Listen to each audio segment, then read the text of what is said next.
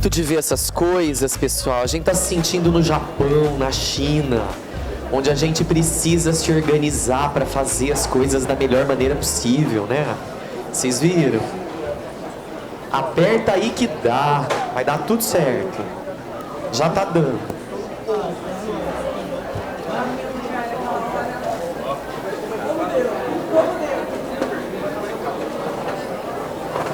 Calor humano só faz bem. Final da aula você vai estar abraçando o teu vizinho, você vai ver só. Sabe? Ah, vai rolar isso. Isso aí.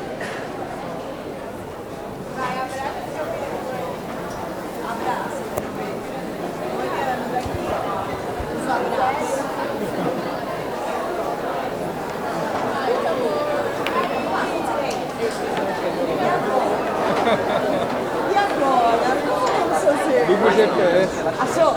Você pode ser peso leve.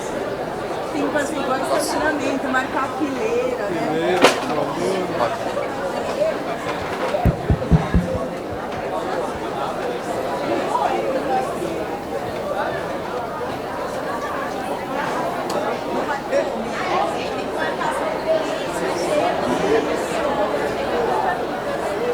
Cuidado, os buracos são perigosos.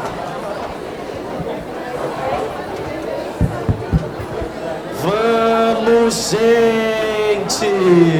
Vamos! Vamos descansar, ó. Tem uma carteira aí te esperando. Doida pra te abraçar.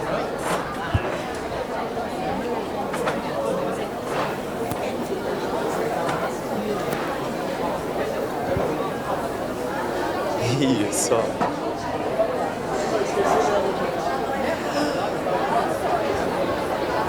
Eu adoro isso. Quem tá comendo, levanta a mão. Levanta um lanche, né? Tem de tudo aqui. Tem bolacha, tem lanche frio do Tome Leve. Tem aquela marmitona esperta que a mãe mandou. Tem fandangos, obrigado. O professor não pode comer que engrossa a voz. Entendeu? Fala a verdade. Pronto, gente. Vamos lá. Isso. Até o final da aula você aprende e se afina aí. Podemos retomar? Podemos. Nosso tempo é precioso. Primeiro, bom dia para todo mundo. Bem-vindos ao cursinho alternativo. Para quem não me conhece, eu sei que alguns de vocês não me conhecem, né? Eu me chamo Pedro. Eu sou professor de física, aqui no cursinho.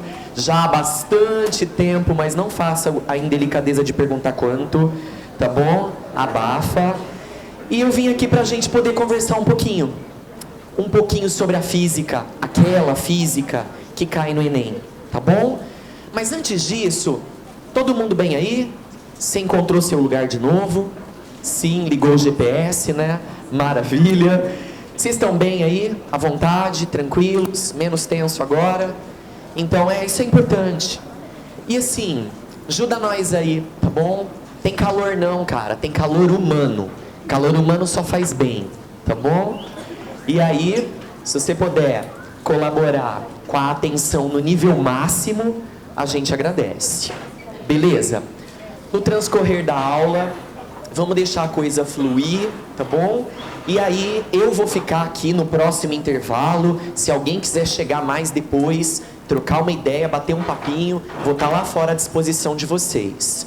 Tá bom? Pedro, prazer. Vamos que vamos. Deixa eu dizer uma coisa pra vocês. A gente pensa muito antes de vir dar essa aula, tá? Porque é preciso. Pelo seguinte, a física é desse tamanho, ó. Tem um monte de assuntos dentro da física. Só que a hora que a gente vai olhar a prova do Enem, a gente não vê todos, graças a Deus, na prova. Tem aqueles que ora aparecem, ora não. E tem aqueles que sempre aparecem na prova. Então esse encontro aqui não é para a gente fazer uma revisão de tudo que é a física. Seria muito apertado o tempo. E a sensação pós-aula seria de atropelamento. E a ideia não é essa. A ideia é a gente tratar com mais cuidado, é a gente tratar com mais carinho daqueles temas que a gente sabe que são muito frequentes, muito recorrentes na prova do Enem. À medida que a gente for conversando, e a gente vai mesclar exercício com um pouquinho de teoria também, os assuntos que eu não puder dar atenção, eu vou pedindo para você depois, na hora que chegar em casa, no feriadão do dia 12, você mesmo, sozinho, fazer uma pesquisa, né? As informações estão por aí, se alguém te orienta, você vai lá dar uma olhada depois sozinho. Tá bom? É uma forma de ajudá-los também naquilo que eu não puder trazer para esse encontro. Tá joia? Então a gente vai começar para valer agora. Agora é a hora da física. Primeiro dizer para vocês que o tema movimentos, ele é muito importante e muito frequente no Enem. Então a gente precisa aqui, primeiro, recordar alguns conceitos básicos para depois se lançar na aventura de fazer exercício. Tá bom? Como o assunto energia está muito diretamente relacionado com o movimento, e é um tema, de novo, muito importante no Enem, eu vou começar a minha revisão de mecânica com esses dois temas, movimentos e energia. Só depois a gente vai fazer um pouquinho de exercício, buscando exemplos na prova do ano passado. Tá bom? Então estou começando. Eu acho que vale a pena a gente aqui recuperar dois conceitos muito básicos para entender os movimentos possíveis por aí. O primeiro conceito básico é o de velocidade média, que eu acho que você lembra, é distância percorrida pelo tempo. A gente diz que é ΔS, né? Por ΔT. E o conceito de aceleração, que é o quanto a velocidade está mudando com o tempo, né? A gente diz ΔV por ΔT. Talvez em dado momento eu não me preocupe mais com unidades, tá bom? Mas enquanto eu puder eu vou me lembrar. Velocidade, metro por segundo, né? Se você usa a distância em metro, tempo em segundo. Metro por segundo no sistema internacional. E aceleração, velocidade e tempo, metro por segundo de novo, que é o tal do metro por segundo ao quadrado. Se eu quiser a velocidade em quilômetro por hora, que cuidado eu vou tomar? Eu uso a distância em quilômetro, tempo em hora. Galera, esses conceitos básicos, né? Velocidade e aceleração, como são razões matemáticas, né? Isso é uma razão. Espaço por tempo, velocidade por tempo. Os conceitos básicos podem até aparecer em algumas questões simples de matemática, na prova do segundo dia. Por isso que eu faço questão de recordar, tá bom? Uma última coisinha. A gente, às vezes, recebe a velocidade já pronta, já calculada, em quilômetro por hora. Se for inconveniente trabalhar com essa velocidade em quilômetro por hora, ela já foi dada para você, não foi você que calculou ela, entende? Para poder passar isso para metro por segundo, você já sabe, né? É só fazer aquela divisão rápida, marota, por 3,6. Se você quiser passar metro por segundo direto para quilômetro por hora, aquela continha safada de multiplicação agora, o vezes 3,6. Ok? Bom, esses conceitos são básicos, mas vale aqui a gente mencionar o seguinte: se um corpo está em repouso e a gente não fizer nada com ele, ele não vai sair da condição de repouso, por inércia. Assim como se um corpo está em movimento e a gente não fizer nenhuma ação nele, ele também não vai parar. Então, o Newton disse pra gente que é preciso força, tanto para a gente colocar alguém em movimento, como para fazer o movimento cessar. Então, o que eu quero recordar aqui com vocês é a segunda lei do Newton, que diz assim pra gente, ó: a força resultante, a resultante de todas as forças que agem num corpo, é o produto da massa desse corpo pela sua aceleração. Se eu imprimir uma força num corpo que está parado, ele vai adquirir uma aceleração, logo se move. Se ele está em movimento e eu imprimo nele uma força contrária ao movimento, ele vai começar a perder velocidade, ele vai desacelerar. E aí ele pode chegar no repouso. Tudo bem? Tem uma coisa que a gente percebe que é muito explorada no Enem, que são as representações dos movimentos. Então eu vou rapidamente aqui relembrar alguns gráficos importantes com vocês, porque às vezes vocês vão achando que vai fazer conta na hora da prova e chega lá é para analisar gráfico, é para ver representação de movimento no plano cartesiano. Então vale a pena queimar um tempinho para aprender essas tais representações ou recordá-las, tá bom? Então deixa eu colocar aqui para vocês, ó, que nós vamos na sequência analisar 3 movimentos muito importantes. Nós vamos analisar o movimento em linha reta, né? Nossa, retilíneo e uniforme. Nós vamos analisar também o movimento em linha reta, retilíneo, só que agora uniformemente variado. E depois a gente vai analisar também o movimento circular, trajetória curva agora, e uniforme. São esses 3 movimentos que costumam aparecer por aí. Vocês me ajudam, né? Então, primeiro, como é que é a trajetória de um corpo em movimento retilíneo? Vou deixar aqui no canto. É assim que a gente representa. Uma reta orientada. Daí a gente precisa, né, para marcar posição, para marcar espaço, de uma referência. De uma origem. A tal da origem dos espaços. Daí veja só, à direita da origem, os espaços crescem. E à esquerda, os espaços decrescem.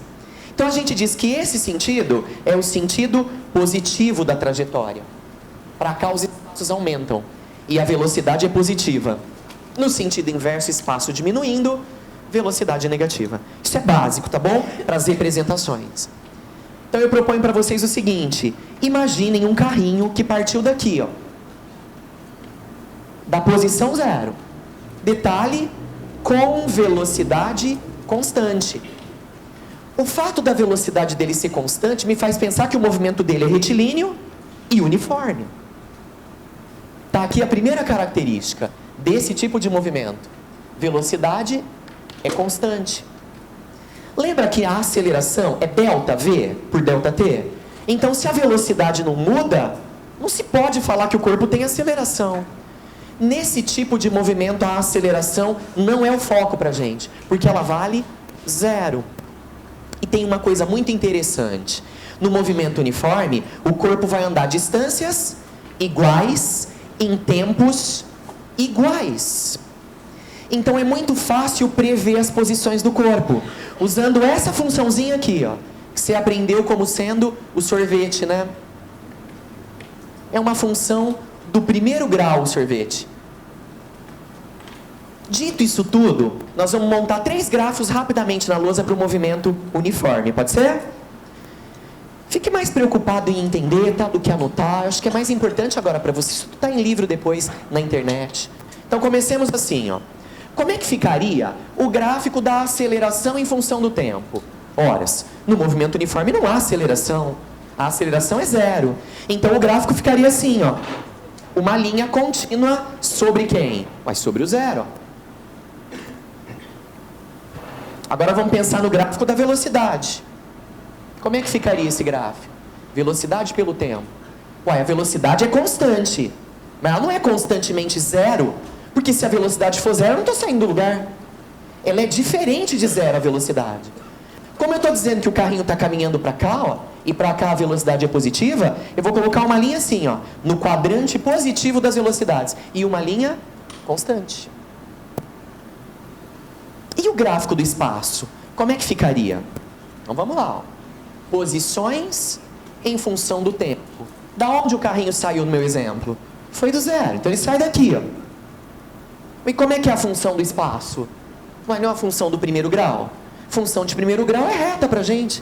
Então o espaço fica assim, ó. Uma reta crescente, porque ele está progredindo, aumentando de posição. Beleza, né? Bacana. É bom saber um pouco dessas representações. Vamos seguir? Então agora vamos para o movimento retilíneo. Uniformemente variado. Aqui, a velocidade do corpo vai começar a mudar. Só que ela não muda que nem doida. Ela muda uniformemente, ela muda numa taxa constante, a gente fala. Então vamos colocar assim, ó. Primeira característica, a velocidade varia. Bom, se a velocidade está variando, a gente já consegue detectar nesse tipo de movimento a presença de quem? Da aceleração. E como a velocidade varia numa taxa constante, uniforme, essa aceleração fica constante pra gente. Mas ela não pode ser 0. Beleza.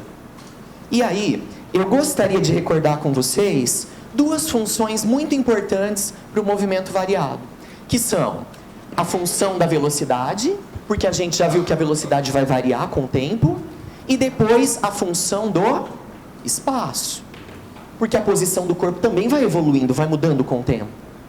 Vocês se lembram dessas duas funções? Uma é o vovô arteiro, né? Ó. V, V0 mais AT. Primeiro grau, isso aqui, ó. É a ordem aqui do tempo. E a do espaço é o primo rico do sorvete, né? O sorvetão.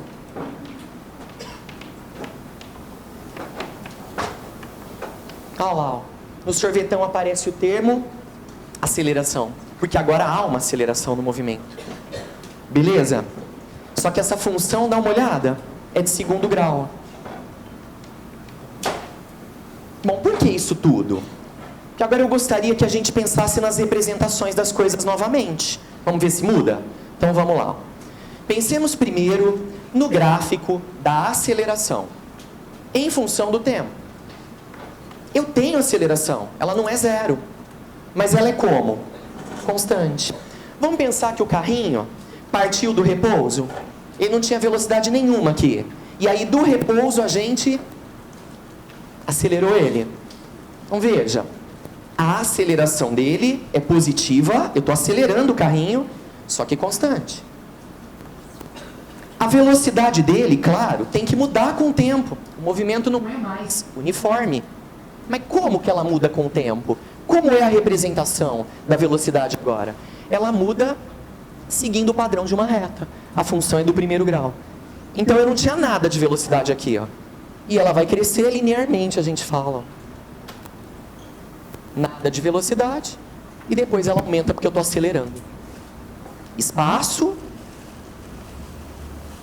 Como é que fica? Olha só. A função do espaço é do segundo grau. Então o espaço ele está aumentando, claro. Se eu estou me deslocando, né? Uma posição cada vez maior. Mas agora eu não estou andando no mesmo ritmo, né? No começo eu ando menos, porque eu nem tinha velocidade antes. Só que como a minha velocidade está aumentando, eu vou andando cada vez mais. Distâncias cada vez maiores. Então isso aqui, função de segundo grau é parábola ou arco de parábola para a gente. E é assim a representação.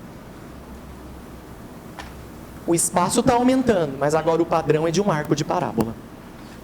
Tá bom, gente? Às vezes o cara coloca lá uma cena para você, sair de casa, apressado, corri aceleradamente até chegar no ponto de ônibus. Ao subir no ônibus, o ônibus desenvolveu uma velocidade constante até o primeiro semáforo. Aí o cara pede para você representar isso tudo, esse comportamento todo em gráficos. Beleza, né? Eu queria especial atenção para o movimento que a gente vai ver agora, que foi o movimento que apareceu na prova do ano passado e tem aparecido com relativa frequência, o movimento circular. Então olha só, trajetória não é mais isso, gente. Trajetória é essa, ó. Imagina um círculo agora. Vou dividir em quadrantes para a gente poder entender o que está acontecendo ao longo do movimento. Mas está aqui o centro do círculo. E aqui está o raio da trajetória, a gente fala. Vamos imaginar um corpo aqui, ó. Um carrinho, um bloquinho, uma bolinha, o que você quiser. Essa é a posição de partida. Eu tenho a opção de andar em sentido horário ou anti-horário, tanto faz. Então eu vou atribuir uma velocidade para esse corpo inicial e vou chamar essa velocidade de V. Veja, se nada agir nesse corpo, esse corpo partindo daqui com essa velocidade tenderia a andar como? Em linha reta. Mas eu sei que ele não vai andar em linha reta. Ele está descrevendo um movimento circular. Então, primeira coisa, o que é que age naquele corpo para mudar constantemente a direção do movimento dele? É uma força. Como é que se chama essa força? Vocês lembram? É a força centrípeta, né? Ó. Ele quer desgarrar, mas ela fala, não, permaneça na curva. Venha para o centro. E aí o corpo vai fazendo isso, ó. Até chegar aqui, ó. E depois aqui, ó. E depois aqui embaixo. E retornar para a posição inicial. Então a força é desse jeito, ó. Dirigida para o centro. Força centrípeta. o que a força está fazendo na verdade? Eu quero ir nessa direção, mas ela fala, não, vem para cá, ó. Vem para cá, ó. E quando eu estiver aqui em cima, a velocidade já vai estar assim, ó. Nessa outra direção. Mas com o mesmo valor, tá? Mesmo módulo. Porque é um movimento ainda uniforme. O valor da direção. Sempre a força agindo no corpo, para não deixar ele andar em linha reta. Você quer vir para cá? Não, não vem não, vou te puxar para o centro. Ó. Aí você vai descrevendo o círculo, até chegar aqui onde a força é assim, ó, dirigida para o centro. E a velocidade já está assim, ó, porque eu quero completar a curva. E vamos embora. Engraçado que a gente, talvez a importância da força, a gente costuma falar da força em si. Lembra da segunda lei de Newton? Força, massa, vezes aceleração. Então, na verdade, aqui o que mais interessa para a gente é a aceleração centrípeta, que a força imprime no objeto. E ela está na mesma direção e no mesmo sentido da força. Porque ela, a aceleração centrípeta, foi produzida pela força centrípeta. Ok? O que eu gostaria de dividir com vocês é o seguinte. No movimento circular, nós temos duas direções diferentes para pensar. Essa direção aqui, ó, que a gente nomeia como sendo qual direção?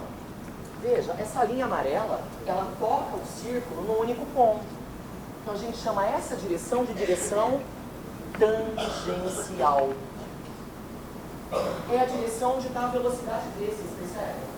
Por isso essa velocidade é chamada de velocidade tangencial. Só que tem essa outra direção aqui importante. Vou até mudar de cor, vou para o verde. Ó. E essa direção que passa pelo centro da trajetória é chamada de direção radial. Então é importante. A velocidade está sempre na direção tangencial. E a aceleração centrípeta está sempre na outra direção, que é a direção radial. Microfone, né? Pode avisar aí, eu agradeço. Eu vou me empolgando e vou me libertando. Beleza aí? Melhor, né? Então é o seguinte... Na direção tangencial, a gente tem alguma aceleração?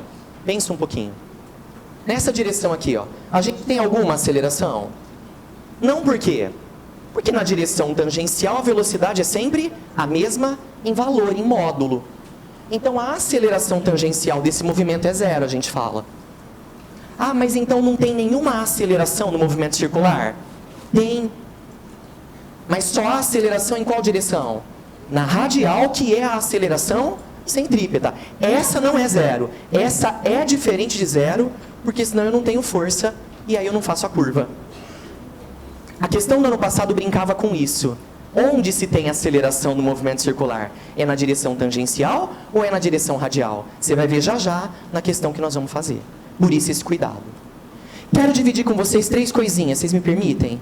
Então vamos lá. Primeiro, como é que a gente calcularia o valor dessa velocidade que, apesar de mudar constantemente de direção, é constante? Constante em módulo, a gente fala. É assim, ó.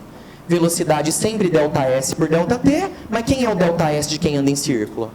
É o comprimento do círculo. Então você vai trocar o ΔS por 2πr, ao raio da trajetória. E aí um conceito importante, o tempo que se leva para completar a volta é chamado de período. Então a gente divide 2πr por t, onde t é período. Beleza? Ótimo.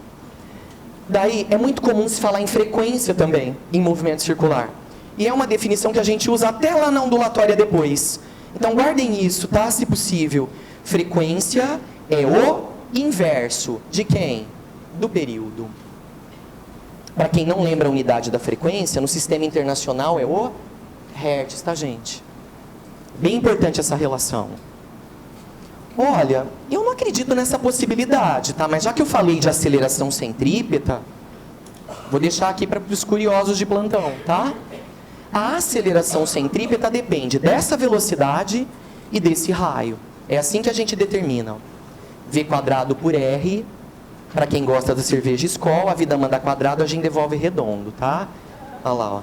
A vida manda quadrado, a gente devolve redondo. E você acha aceleração também. Tudo bem? Então agora a gente vai fazer uma rápida revisãozinha de energia. Vou citar aqui as 3 formas principais. Depois a gente trabalha um pouquinho em exercício, tá bom? Então vamos lá. Tô voltando aqui, hein? Olha que coisa bonita, cheona.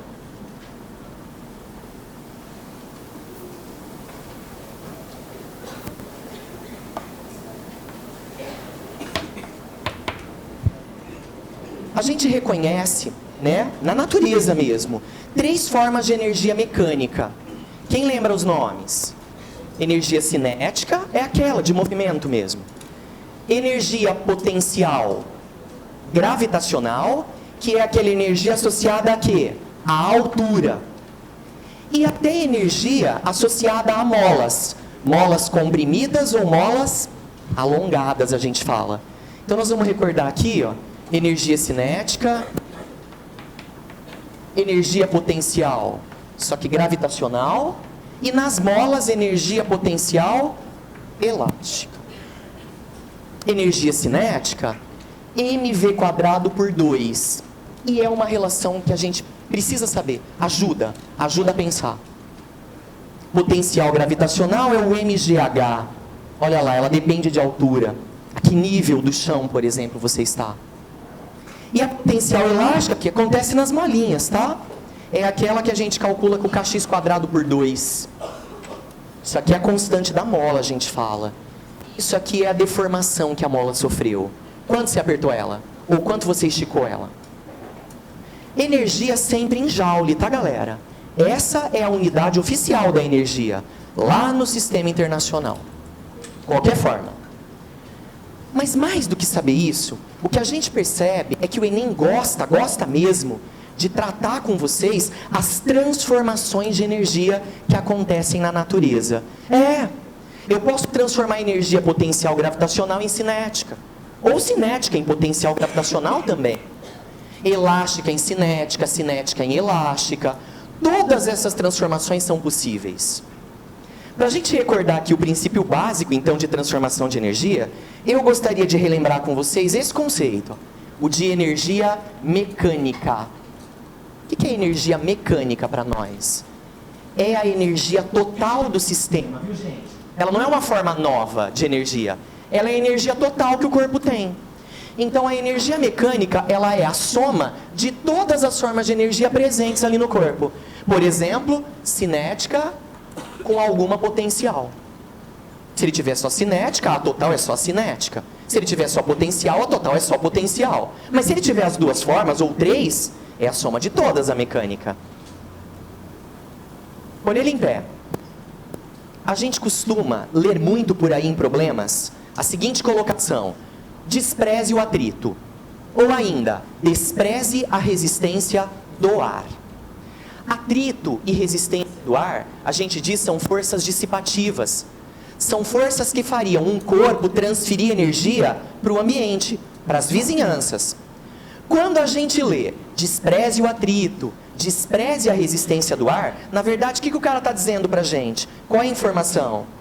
Não há nada no sistema que faça o sistema perder energia.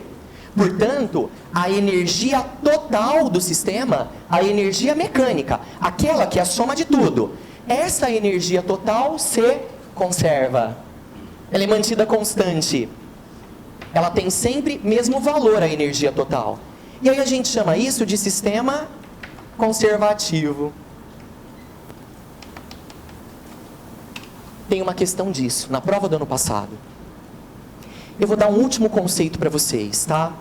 Que é o conceito de impulso. É um conceito importante porque tem relação com força, tá bom? O impulso é algo que me move, né? É algo que faz o meu movimento de alguma maneira ser alterado. O impulso é o produto da força que está sendo aplicada em mim, nesse movimento, pelo tempo, tá, gente? Eu agora vou mostrar para vocês 2 esquemas. São esquemas de usinas. Uma usina hidrelétrica e uma usina térmica.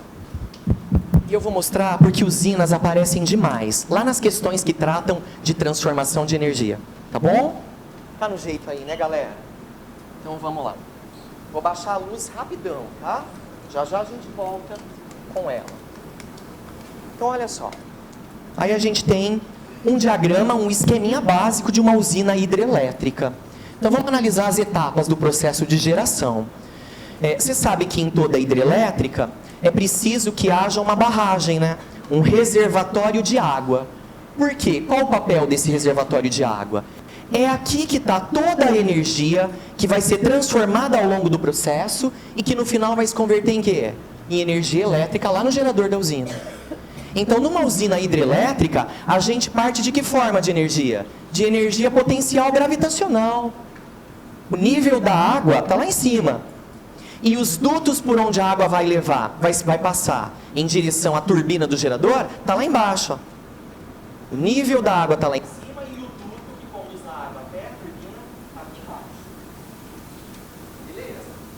Te diz assim, ó, a primeira transformação aqui é de energia potencial gravitacional em energia cinética. Aonde você tem energia cinética? Na turbina que está girando. E aí a última transformação é da energia cinética em quê? Em elétrica. Mas aonde acontece essa transformação? Em energia elétrica é no gerador propriamente dito. Beleza? Agora, e as termoelétricas? E as nucleares? Como será que elas funcionam? Igualmente as hidrelétricas? Nós vamos ver que não, e isso pode ser explorado por aí. Então vamos lá. Ó. Não sei se eu vou assustar algum de vocês, talvez sim, mas a primeira informação importante é essa. Tanto as usinas nucleares quanto as usinas termoelétricas são chamadas de usinas térmicas. Ou seja, elas são mais semelhantes do que a gente imagina em termos de funcionamento. O que difere, basicamente, a termoelétrica da nuclear? É a fonte inicial de energia que vai ser usada para a produção de energia elétrica no final do processo. Guardem isso. Nas termoelétricas, aquelas que queimam carvão, queimam diesel, queimam gás natural, queimam bagaço de cana, né? Queimam combustíveis fósseis, a gente fala. Lá, toda a energia que vai virar energia elétrica, ela é obtida a partir da queima desses combustíveis. Já numa usina nuclear, o processo é outro. A energia que você vai usar para produzir elétrica no final é a energia que vem de um processo chamado de fissão nuclear. É a quebra dos núcleos de urânio, a gente fala. Só que esse processo, ele é muito mais agressivo do que esse. Ele tem que ser muito melhor vistoriado, controlado, a gente fala. A vantagem dele é que a partir de pequenas quantidades de urânio, através da fissão, você produz enormes quantidades de energia. Com pouco material, muita energia. E aqui não. Você precisa de grande volume de combustível para tentar chegar, se é que é possível, na mesma energia que vem da fissão. Por isso o interesse ainda pelas nucleares, apesar de toda a insegurança ambiental. Ok? Mas vamos olhar o esquema, ele é interessante. Ó. Isso aqui é um reator. E o reator existe, tanto nessa quanto naquela usina. Só que no reator de uma usina termoelétrica, você vai ter queima de um combustível qualquer, fóssil, com liberação de calor. É esse calor que vem da queima do combustível que vai virar energia elétrica no final em etapas. Quando acontece fissão no reator de uma usina nuclear, acontece a mesma coisa no final das contas. Você também está produzindo no reator da nuclear calor, só que o calor agora veio da fissão, em muito mais quantidade. Esse calor é importante por quê? Porque na usina térmica, a gente primeiro tem que produzir vapor. Como a gente não tem, perto de uma usina térmica, um rio, um lago, uma barragem, um grande reservatório de água, a gente precisa, com pouca quantidade de água, produzir grande quantidade de vapor. E é porque o vapor tem muita energia, gente. Então, lá na hidrelétrica, quem faz a turbina girar é a água líquida. Só que numa usina térmica, o calor é usado para vaporizar pouca quantidade de água e é o vapor que faz a turbina girar. Calor virando energia cinética. E aí você já sabe, a turbina girou, a energia cinética vira o quê? Elétrica no final. E aí ela é transmitida, linhas de transmissão. Qual é o principal problema aqui nas termoelétricas? Estou falando tanto de nuclear quanto de térmica. Tá? O principal problema é o seguinte, ó. Você não produziu vapor para fazer a turbina girar? Então, esse vapor vai ter que ser condensado. Ele é condensado para virar água líquida de novo, que vai vaporizar de novo e vai fazer um ciclo. Você concorda que para condensar um vapor, você precisa de alguém que esteja mais frio do que ele? O que a gente usa para condensar o vapor desse tipo de usina? A gente usa a água que vem de algum rio, de algum lago ou de algum oceano. Por exemplo, Angra, né, a usina de Angra, fica em Angra dos Reis, próximo do mar. É a água do mar, ó, que vai condensar o vapor que está circulando pela usina. Então, essa água de resfriamento, ela acaba se aquecendo. E esse aquecimento pode ser muito ruim da água do mar ou de um rio para a população marinha ou aquática. Porque a gente sabe que a elevação da temperatura, entre outras coisas, diminui o teor de oxigênio solúvel na água. Então a gente chama esse processo aqui, ó, de aquecimento da água do mar ou do rio que vai condensar o vapor da usina, de poluição térmica. Falei demais? Acho que não, tá? Era importante a gente observar isso. Então agora a gente pode fazer alguns exercícios. Você topa? Então vamos lá. Corujinhas, olho aberto, vamos devagar. Olha lá. Nós vamos de folhinha agora, tá? Tá com a folhinha no jeito?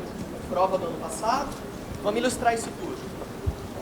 Nós vamos começar pela questão de número 78 da prova do ano passado.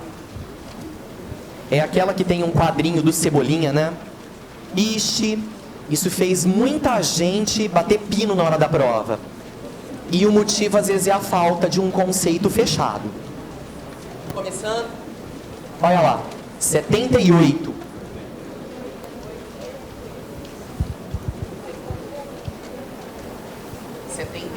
Para você. É, mas eu não tô mentindo não, tá? Senão você achar que eu sou bobo. Eu dou aula de física e não sei número, eu tô com outro papel, ó.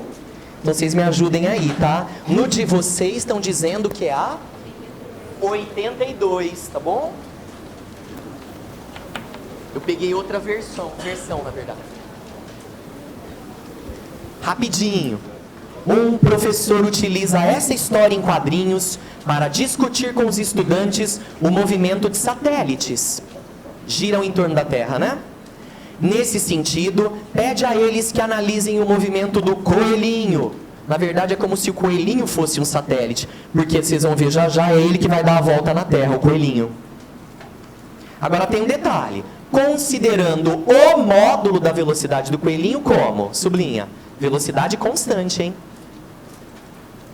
Tem a historinha aí e dá pra ver que o coelhinho está girando incrivelmente ao redor da Terra. Vamos para a pergunta. Desprezando a existência de forças dissipativas, o vetor, sublinha, aceleração tangencial, eu não falei aceleração centrípeta, eu falei aceleração tangencial, no terceiro quadrinho é como? Então vamos lá. No movimento circular, todos nós já sabemos que há duas direções. A tangencial, onde está a velocidade v, e a radial, onde está a aceleração centrípeta. A aceleração centrípeta é que é dirigida para o centro da Terra. Mas ele não pediu como é a aceleração centrípeta. Ele pediu como é a aceleração tangencial. Então vamos lá. Na direção tangencial, o valor da velocidade não está mudando. É sempre v em direções diferentes. Se o módulo de V não muda na direção tangencial nem há aceleração. A resposta é que o vetor que representa a aceleração tangencial é um vetor nulo, porque essa aceleração vale zero. Veja, a resposta só seria a letra que diz perpendicular à velocidade linear dirigida para o centro da Terra, se eu estivesse falando da aceleração centrípeta. Não é o caso. Não tinha conta nenhuma para fazer. Tinha que analisar as duas direções. Beleza. Vamos mais um. Qual é a letra certa aí para vocês? Agora eu fiquei com medo. É a letra A para mim. Nulo. Estou limpando aqui. E agora você vai dizer onde é que está aquela do plano inclinado. Uma bolinha que desce um plano inclinado, depois sobe outro. Qual que é o número aí para vocês? Procura. É 67, estão me falando.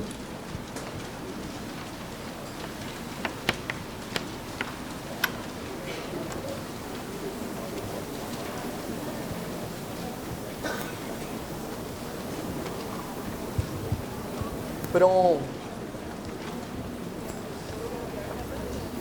Eu vou precisar do desenho, tá? Então sem preguiça.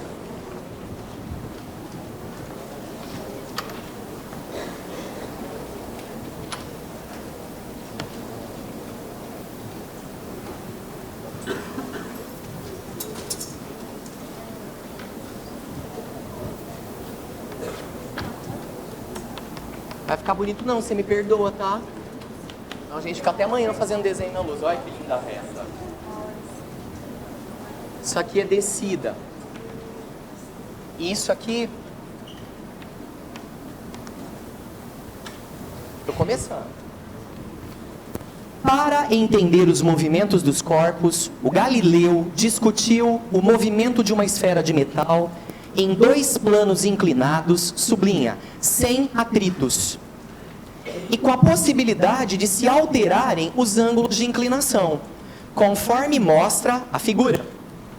Na descrição do experimento, quando a esfera de metal é abandonada para descer um plano inclinado, de um determinado nível, ela sempre atinge no plano ascendente, no máximo, um nível igual àquele em que foi abandonado.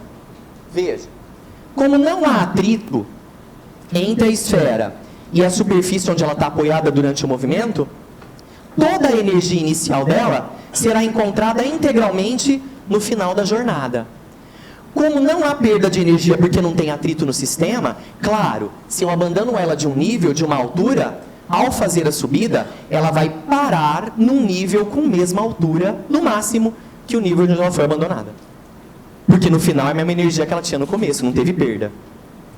É disso que o problema está falando. Então sigamos. Se o ângulo de inclinação, sublinha, do plano de subida for reduzido a zero, a esfera manterá sua velocidade constante, diminuirá gradativamente sua velocidade, ou aumentará gradativamente sua velocidade. Então olha só o que eu estou propondo, hein? Ela fazia isso antes, ó. Ela descia e depois subia. Eu estou propondo que a gente faça isso aqui, ó. Que ela desça, mas depois, como a inclinação desse outro plano vai ser zero, ela ande em linha reta. Vocês entendem, né? Se eu reduzir essa inclinação para zero, ó, essa linha vira o próprio chão. O que acontece lá? Vocês me ajudam? Então vamos lá. Primeiro vamos entender isso aqui, ó. Eu começo com a altura. Então eu começo a minha descida só com energia potencial gravitacional. À medida que eu vou descendo, eu vou adquirindo o quê? Velocidade. A gravidade acelera a gente. Então eu vou perdendo potencial e vai surgindo no lugar dela cinética, transformação. No meio aqui do caminho, eu já tenho cinética junto com potencial gravitacional, porque eu ainda vou ter altura. E quando eu chego lá embaixo? Quando eu chego aqui no nível do chão, ó, a esferinha só tem energia cinética. Ela está no nível do chão agora. Se você comparar essa energia com essa, como não tem atrito, elas vão ser iguaizinhas. Beleza, né? Tá, não tem atrito aqui, ó. Então eu sigo só com energia cinética e eu chego aqui com essa mesma energia cinética do final da descida. Só que todo mundo sabe que subir é muito diferente de descer, né? Descida todo santo ajuda. A subida é contra a gravidade. Na descida eu estou sendo acelerado, minha velocidade está crescendo. E na subida? Na subida eu estou sendo desacelerado pela gravidade. E portanto durante a subida, o que vai começar a acontecer com essa energia do movimento? Ela vai começar a desaparecer. Mas ela vai começar a virar energia potencial para eu poder ganhar altura. A cinética agora vai diminuir. Para no final eu só ter o quê? Energia potencial gravitacional de novo. É assim que o sistema está funcionando. Então agora vamos para lá. Abandonei a bolinha de um nível em relação ao chão. Claro que aqui ela continua tendo apenas potencial gravitacional. E terminada a descida, é claro novamente que ela só vai ter o que aqui embaixo? Energia cinética. Eu tenho atrito entre ela e a linha do chão? Não, falaram que não tem atrito. Então o atrito não vai fazer ela perder essa energia, em nenhum momento. E eu tenho uma inclinação de subida agora?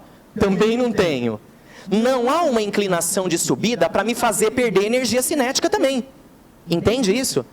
Então daqui para frente eu vou seguir em linha reta, com energia cinética constante. Ela não vai virar outra coisa. Ela nem vai embora para o ambiente, nem vai virar potencial.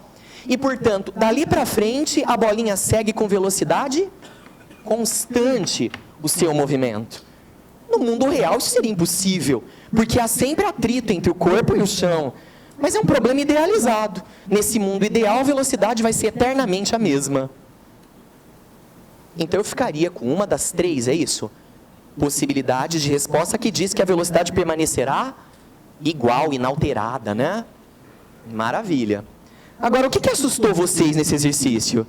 É que na sequência, ele manda uma justificativa dizendo assim, ó. Manterá sua velocidade constante, pois o impulso resultante sobre ela será nulo. Manterá a velocidade constante, pois o impulso da descida continuará a empurrá-la. Ou aumentará gradativamente, porque não haverá nenhum impulso contrário ao movimento. Então vamos lá. Está falando de impulso. O que é impulso mesmo? Força vezes tempo. Nessa etapa de descida, eu tenho uma força agindo na bolinha. É a força da gravidade. Então eu tenho um impulso para fazer a descida. Eu tenho. Só que quando eu chego aqui embaixo, ó, no nível do chão, eu continuo tendo peso, só que o peso é equilibrado por uma outra força, a normal, que é aquela que o piso faz na bolinha. E aí, eu já não tenho mais o efeito da gravidade.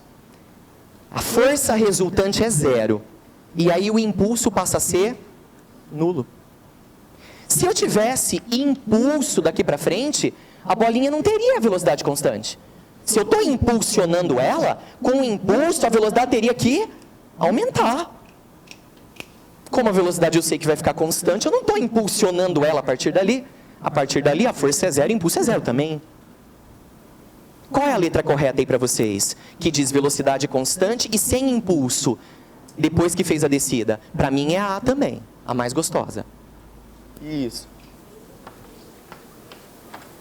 Beleza.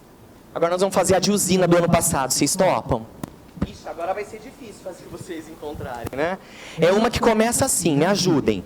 A elevação da temperatura das águas de rios, lagos e mares. 66. Graças a Deus estava do lado. Senhor, muito obrigado.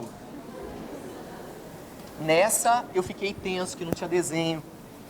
E a prova é meiga, né? Tem só 45 exercícios. Da parte de natureza, né? 66. Rápido. A elevação da temperatura das águas de rios, lagos e mares diminui a solubilidade do oxigênio, pondo em risco as diversas formas de vida aquática que dependem desse gás.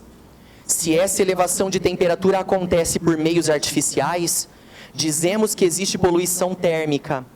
As usinas nucleares, sublinha, nucleares, pela própria natureza do processo de geração de energia, podem causar esse tipo de poluição. Fora o risco de vazamento de material radioativo, você ainda tem o problema de poluição térmica. Esse estará presente certamente. O vazamento ainda pode ser evitado. Beleza? Que parte do ciclo de geração de energia das usinas nucleares está associada a esse tipo de poluição? Em que momento acontece a poluição térmica? Então tem que ter uma visão geral daquele esqueminha que eu te passei. Sem ele, você não faria assim, tão numa boa quanto você vai fazer agora. Então olha só o que diz a minha letra A. Que a poluição térmica acontece no momento da fissão do material radioativo. Não é ali. Porque durante a fissão, o calor não entrou em contato ainda com a água do mar, do rio, do lago. É o começo de tudo, a fissão. Beleza? É no final que vai ter o problema. A letra bola diz que é na condensação daquele vapor que foi usado para mover a turbina e produzir energia elétrica, no final do processo, que acontecerá a tal da poluição térmica. Você lembra disso, né? No final do processo você tem vapor, você tem que condensar. Quem faz isso é a água do rio, do lago, do mar, e é a hora que ela se polui termicamente. É a letra bola mesmo a resposta. Precisa continuar? Acho que não, né? Depois você, se for curioso, segue aí e dá uma olhada. Beleza, meu povo? Eu vou sair um pouquinho desse universo da mecânica, tá? Vou começar a atacar agora um pouquinho a ótica e a ondulatória. Aqui eu tenho mais orientações a dar do que propriamente falar. Tá bom? Acho que você tem mais a fazer sozinho do que eu ficar aqui declamando coisas para você. Beleza? É o seguinte. Eu gostaria que você que quer arrasar no Enem, hashtag vem Enem vem. Aliás, já que a gente não pode postar a hashtag vem Enem vem, a gente podia declamar a hashtag vem Enem vem. Vocês topam? Então você vai dar um grito aí de vem Enem vem. Pode ser? É para dar uma força para a sequência da aula. Vocês já estão 2 horas e tralalá aqui ouvindo. Então vamos lá. Hashtag vem Enem vem. Mas vem, entendeu? Deixa vir, vem, isso, com força. Nossa, gente, que mentes poluídas, é influência do exercício isso? Não, não é. Né? Olha só, funkeira, né, velho? Então vamos lá. Ó, é sério o que eu vou dizer. Na sua casa, dê uma pesquisada os fenômenos ondulatórios, tá bom? Por que pesquise? Adianta eu ficar te falando? Ressonância é tal. Difração é tal. Reflexão é tal. Eu vou te metralhar. Mas dá uma pesquisada nisso. Então vamos lá, fenômenos importantes para você estudar em casa um pouquinho. Reflexão, duvido que você tenha dificuldade nisso, é o popular bate e volta. Refração, você não tem dificuldade em identificar esse fenômeno nos exercícios do Enem. Mas o que é a refração para quem não sabe? É quando a luz vem por um meio, o ar, por exemplo, e aí ela troca de meio, ela entra no vidro, ou entra na água. Eu estou falando da luz, mas o som também é capaz de fazer isso, qualquer onda é. Tá bom? Daí começa a aparecer os esquisitos, né? Sabe, interferência? Por exemplo, um sinal emitido por uma rádio pode interferir no sinal emitido por outra. Tipo, a pirata destruiu o sinal daquela que está autorizada a funcionar. Interferência. Tem um monte de fórmula esquisita, tá? Quando a gente estuda interferência. Mas eu não estou falando de fórmula. Eu quero que você procure quando é que a interferência acontece. Pegue exemplos, isso é que vai te ajudar. Outro fenômeno esquisito para vocês, costuma aparecer, difração. Esse eu vou declamar, tá? Faço questão. Ressonância, então, se arrepia. E para terminar, eu vou listar aqui a polarização. Com um detalhe, tá? A polarização, basicamente, vai acontecer com a luz. Com som, não. Eu vou mostrar para vocês aqui, só um esqueminha que eu trouxe.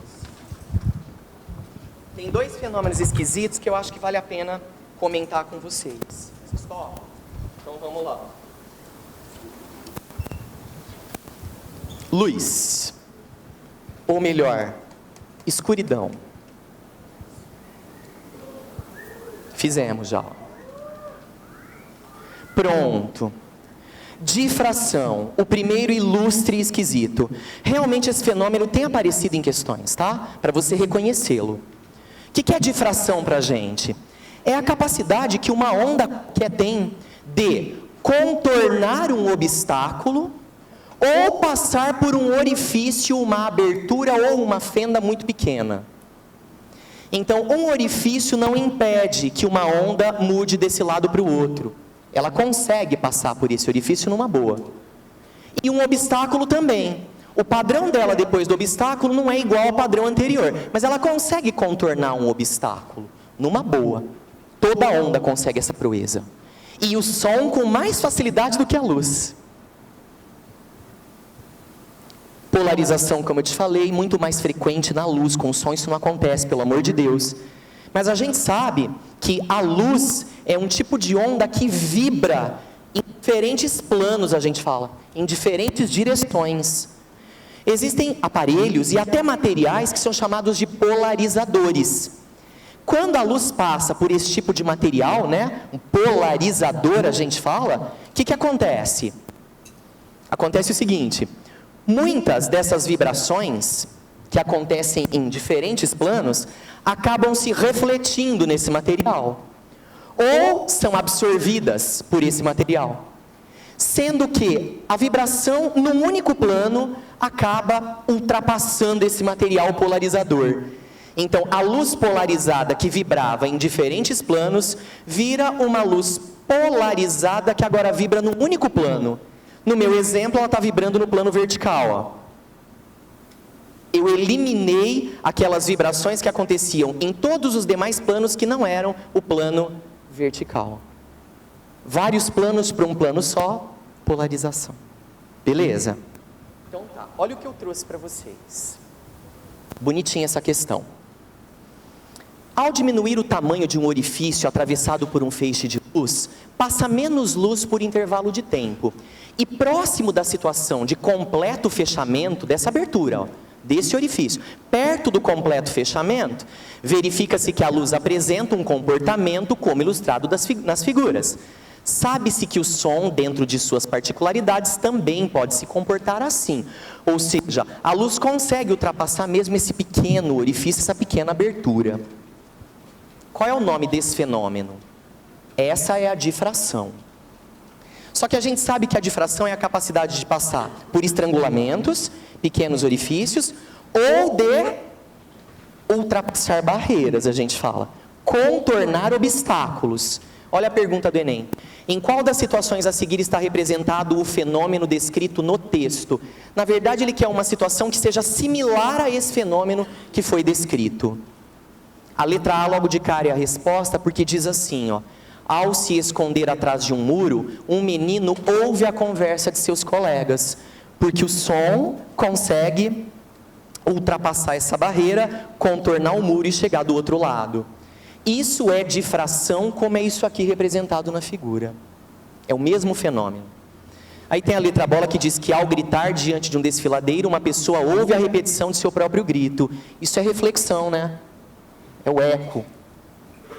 Aí você tem, por exemplo, ao ouvir uma ambulância se aproximando, uma pessoa percebe o som mais agudo do que quando aquela que se afasta. Isso, quem lembra o nome? Efeito Doppler. Sabe quando passa aquela ambulância com um sinal agudo, depois vai ficando esquisito, indo embora. Isso é efeito Doppler. Você percebeu que a minha voz é muito mais grave do que aguda, né? Isso. Né, Capelli? Muito mais. E aí, gente, esse último fenômeno é muito interessante. Ó. Ao emitir uma nota musical muito aguda, uma cantora de ópera faz com que uma taça de cristal se despedace. Olha só, no cristal, né, os átomos que constituem esse material, eles estão vibrando. E eles estão vibrando numa certa frequência já. Quando essa cantora emite uma onda, né? Ela canta agudo, Essa onda, se tiver a mesma frequência que a frequência de vibração do próprio material, faz com que o material entre em ressonância, a gente fala. E entrando em ressonância, a absorção de energia, ela é máxima. E isso pode ocasionar até o quê? A quebra da taça, de tanta energia que é absorvida. Mas as duas frequências precisam estar em sintonia. É difícil emitir a mesma frequência do cristal. Então tem aquele recurso do diapasão, né? Que você bate pim, e tenta, de ouvido, captar qual é a frequência. Só quem tem ouvido muito bom consegue reproduzir isso. Aí você assiste o programa da Eliana, que ela faz isso todo domingo, né? Não? Maravilha. Eu trouxe mais um, mas não é esse agora. É esse aqui, ó. Prova do ano passado. Alguns sistemas de segurança incluem detectores de movimento. Nesses sensores existe uma substância que se polariza na presença de radiação eletromagnética de certa região de frequência, gerando uma tensão que pode ser amplificada e empregada para efeito de controle. Quando uma pessoa se aproxima do sistema, a radiação emitida por seu corpo, nossa, as pessoas emitem radiação, sim. Essa radiação emitida pelo corpo é detectada por esse tipo de sensor.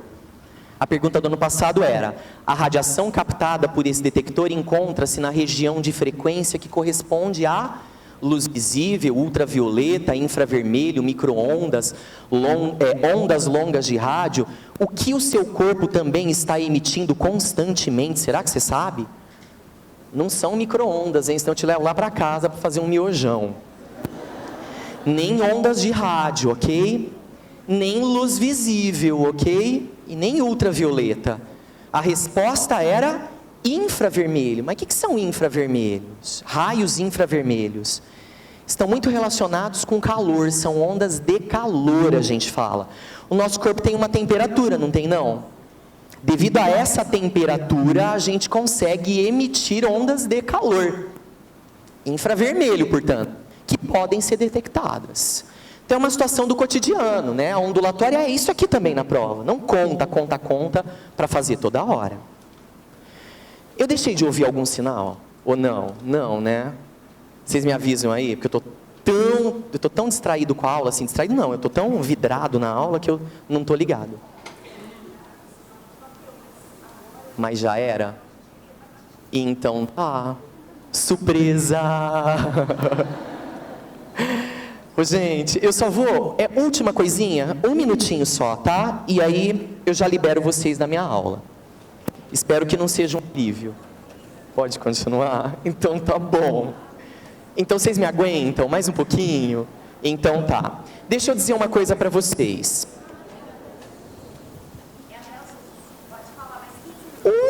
Nossa, agora eu falo até de física moderna, eu vou falar do Einstein agora. Oh, maravilha. Não precisa pro Enem não, tá? Juro. A ideia é a seguinte. Na prova do ano passado, vem Enem, vem, não apareceu esse tipo de situação que eu vou descrever aqui agora. Mas a gente sempre viu muito isso nas provas por aí. Que é isso, ó. Analisar perfis de onda.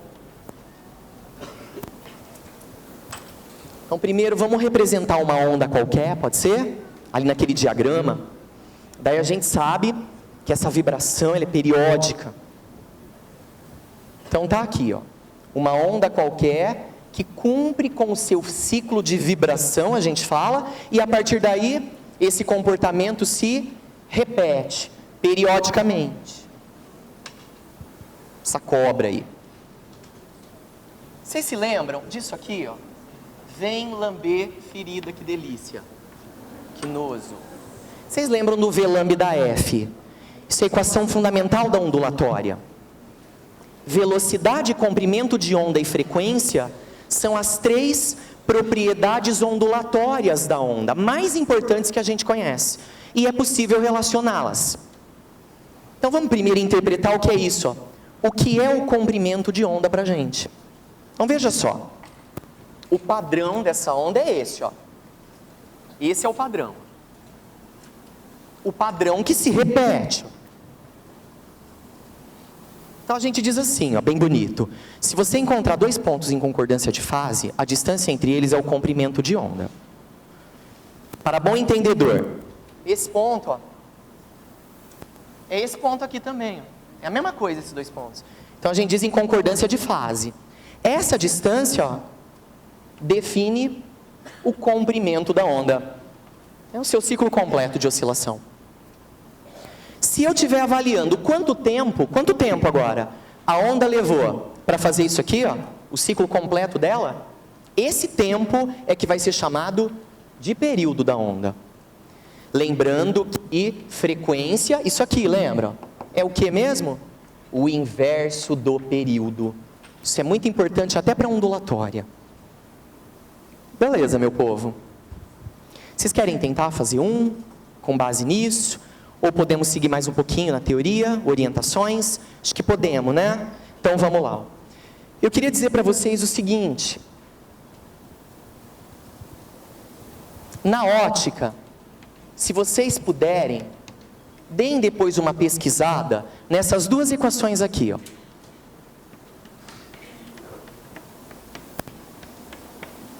Equação de Gauss e equação do aumento. Você encontra facinho isso na internet em algum livro. Essas duas equações são muito importantes quando a gente trabalha com espelhos côncavos e convexos e com lentes convergentes e divergentes. Então, se você puder dar uma olhada nisso, faça.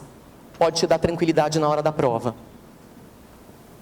E agora eu vou dar algumas dicas para eletricidade e para termofísica também, tá?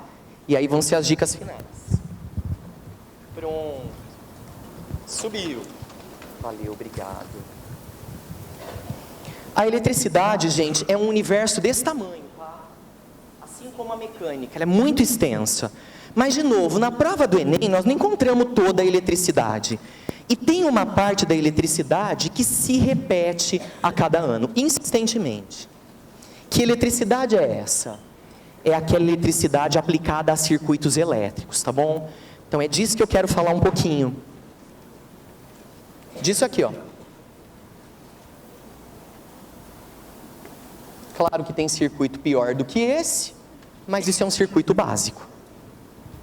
Então nós temos lá um elemento dotado de dois polos, né? Positivo, negativo. Isso é o gerador do circuito e ao gerador está associado uma força eletromotriz, uma tensão, a gente fala. Um certo número de volts. Isso poderia ser uma lâmpada, poderia ser qualquer outro dispositivo que produzisse calor. Isso é um resistor, a gente fala. E aí a gente sabe que a energia, ela transita no circuito na forma de quê? De corrente. O Ohm conseguiu relacionar essas três grandezas, né? Através da primeira lei de Ohm, o Uri. E a gente usa muito isso para resolver circuitos. Então ela é básica para nós. Muitas vezes a gente quer saber qual é a taxa de conversão de energia elétrica em calor no resistor. E essa taxa nada mais é do que a potência daquele resistor. Então olha só, existe essa relação bonitinha, o π, ó, que diz, se você multiplicar a corrente pela tensão que o resistor recebeu, esse produto é a potência dele. E mostra a taxa de transformação da energia elétrica em calor ali. Eu apostaria, sempre aposto, muito, na ideia de exercícios que tratam de consumo de energia. Sabe? Meu chuveiro, meu ferro de passar roupa, minha máquina de lavar, como economizar, reduzir o tempo de uso, troquei de tipo de lâmpada. Isso tudo pode estar na prova. E problemas muito interessantes vinculados ao consumo de energia. Não se esqueça, o consumo de energia de qualquer aparelho elétrico é diretamente proporcional à potência desse aparelho. Por isso, por exemplo, que lâmpadas fluorescentes são mais interessantes que incandescentes. Elas conseguem garantir a mesma iluminação com poucos watts de potência e a incandescente sempre com muito mais watts. Só que o consumo de energia também depende do quê? Do tempo, né? Quanto mais se usa, mais energia se gasta. Aí só para lembrar vocês que nas contas de energia, o consumo de energia ele é dado como? Quilowatt-hora, né? É assim que a gente paga a energia. Aí você usa a potência em quilowatt e o tempo em hora. Não é em segundo que se faz essa conta. Seriam muitos segundos, né? Vai dar preguiça. Beleza? Ótimo. Lembrando que o quilowatt-hora tem um custo, né? E aí você faz o cálculo do consumo ou da economia também. Tá joia?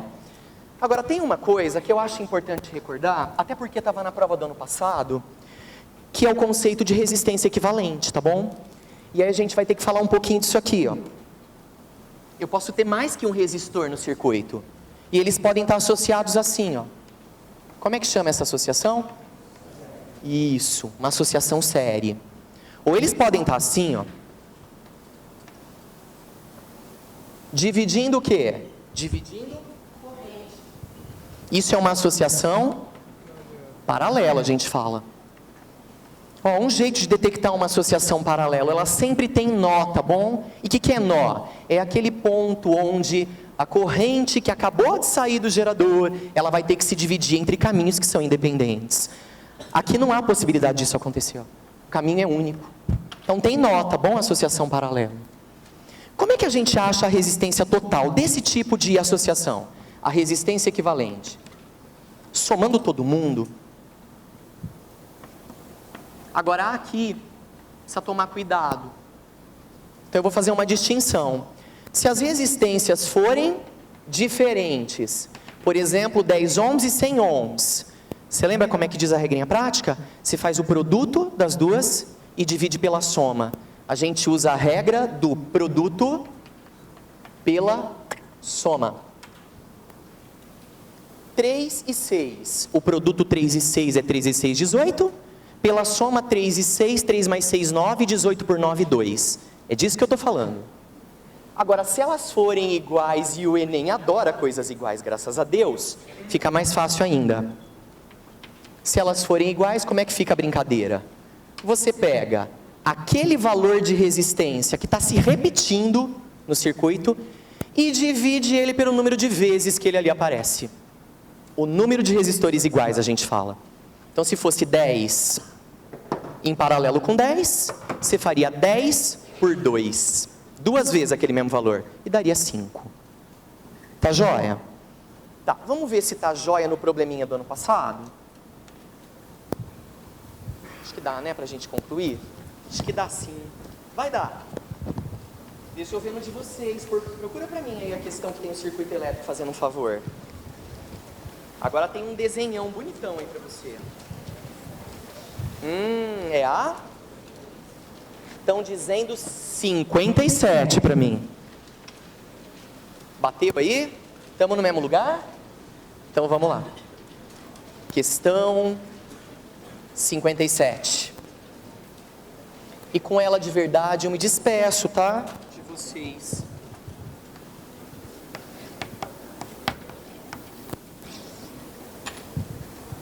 Ela diz assim, ó. Um sistema de iluminação foi construído com um circuito de 3 lâmpadas, sublinha, iguais às lâmpadas, conectadas a um gerador G de tensão constante. Esse gerador possui uma chave que pode ser ligada nas posições A ou B. Embaixo do desenho, considerando o funcionamento do circuito dado, a lâmpada 1 brilhará mais quando a chave estiver na posição A ou B. Brilha mais quando? Quando eu ligo a chave em A ou quando eu ligo a chave em B? Vou colocar aqui para vocês então o mesmo circuito 2 vezes, tá?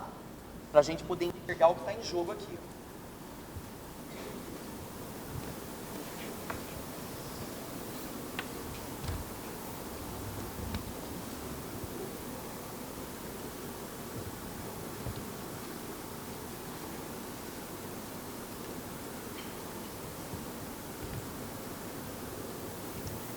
Mais para fora.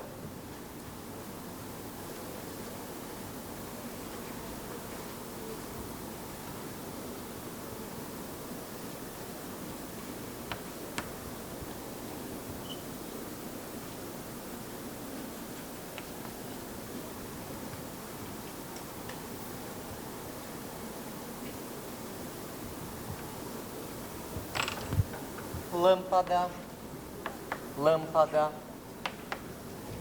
lâmpada.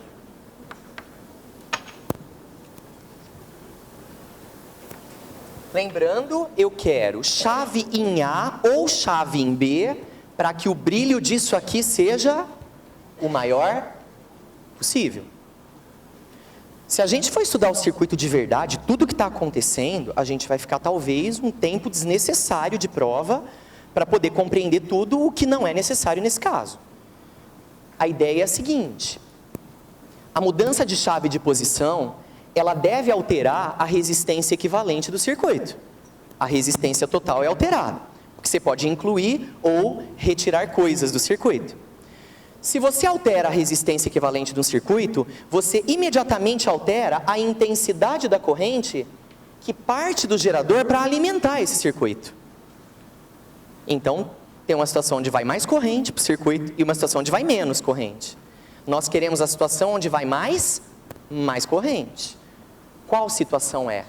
É quando eu prendo aquela chave aqui, ó, em A, e aí o circuito vira isso, ó. Vou colorir para você, ó. Com a chave em A, o circuito vira isso.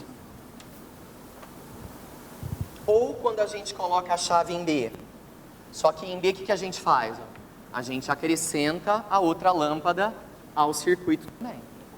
Então, melhor só com a 1 e a 3, para 1 brilhar mais, ou melhor com a 1, com a 2 e com a 3? Precisa tomar cuidado, tá? Para não ser enganado ali. Lembra que nem sempre a resistência aumenta de valor, porque nem sempre a gente soma ela, né? Há outras maneiras de combinar a resistência. Então, eu faria assim, ó. Com a chave em A, tá bom? Primeiro, qual é a resistência equivalente do circuito? Bom, se você colocar a chave em A, você não está pensando que essa lâmpada está incluída no circuito. Você está pensando em 1 em paralelo com 3. Se eu chamar a resistência de cada lâmpada, elas são iguais de R, qual é a resistência equivalente nesse caso? É esse R dividido por 2. Maravilha. E se eu colocar a chave em B? Bom, se eu colocar a chave em B, eu vou ter que ligar isso em paralelo com isso, algo que eu já fiz. Só que ainda vou ter que juntar com essa que está de fora. Ela não está aqui dentro em paralelo com as outras duas. Ela está fora. Então eu somo esse R por 2 com a resistência da outra, que é R também. E aí quanto dá o R equivalente? Para essa nova situação, ele vai dar R por 2 daqui, mais esse R. Tudo bem se eu fizer rapidinho? Isso vai dar 3R sobre 2. Veja, R por 2, 3R por 2. Isso aqui, ó, é o triplo disso. Essa resistência é maior quando a chave está em B. Eu vou usar a lei de Ohm agora e procurar a alternativa correta. Vocês lembram disso aqui, né? Ó? U igual a R vezes I. Ó. Então eu vou isolar a corrente, ó. Porque eu quero. Qual circuito a corrente que parte do gerador tem intensidade maior? Essa corrente é o U do gerador, que não vai mudar, eu não mudei de gerador, pela resistência equivalente, que sim está mudando de uma opção para outra. Então veja, na opção A, eu tenho menor resistência. E se eu tenho menor resistência equivalente, na opção A eu tenho maior intensidade de corrente. Então, eu colocaria a chave em A. Lembrando que na opção B, eu fico com uma resistência maior. E de acordo com a lei do Ohm, para resistência maior, você baixa a intensidade total da corrente no circuito. O que não é interessante para a lâmpada 1 brilhar bastante. Então, a letra correta seria qual aí para nós? Para mim, tá cebola. Liga em A e por quê? Porque a resistência equivalente será, sublinha, menor nesse caso. Menos resistência, maior facilidade de movimentação de elétrons, de corrente no circuito. Gente, muito obrigado, tá bom? Foi lindo estar aqui mesmo. Foi ótimo ver isso aqui cheio. É bom ver tanta gente, né, procurando um caminho, correndo atrás também das suas coisas. Super bom Enem, ótimo para todo mundo. E aquele doido lá no meio tá pedindo pra gente cantar parabéns pra Carol, pode ser? Ah, mas eu nem sei quem é a Carol. Carol, cadê? Vou matar a Carol do coração, ó. Tem mais alguém fazendo aniversário? Tem? Denúncias anônimas chegam. Maravilha. Tem mais alguém? Tem um monte de aniversariante. Então, parabéns para todo mundo aí. Pra você.